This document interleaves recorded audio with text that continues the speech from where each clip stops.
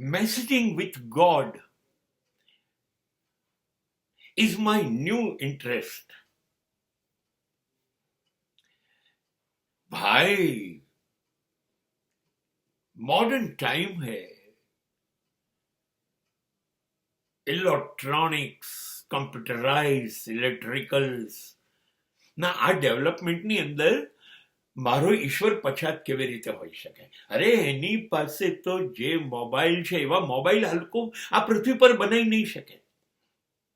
આ જેટલા સેટેલાઇટ છે ને બધા આકાશમાં, લાખો કરોડો, એ બધા એના છે, મેસેજ પકડી લે છે. અરે કરોડો માણસો છે તો કરોડો માણસોના મેસેજ પકડવા માટે એની પાસે કરોડો તારાઓ હોવા જોઈએ, છે, પકડી લે છે. હું એને નિયમિત મેસેજિંગ કરી દઉં છું. Really it is our understanding.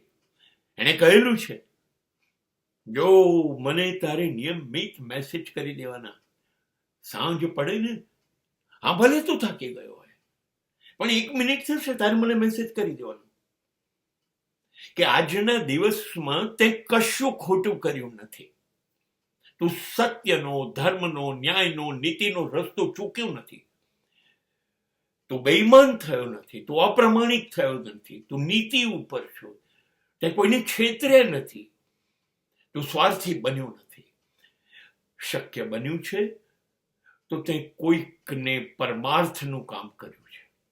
બસ બેટા તારે આ મેસેજ મને રોજ કરી દેવાનો, અને આમાં જો તું કોઈ ચૂક કરે તો તારે મને કહેવાનું, તારી ભૂલ થઈ ગઈ છે, એ તારે મેસેજ મને રોજ કરી દેવાનો. હું મેસેજ કરીને રાત્રે સૂઈ જાઉં છું, સવારે જોઉં છું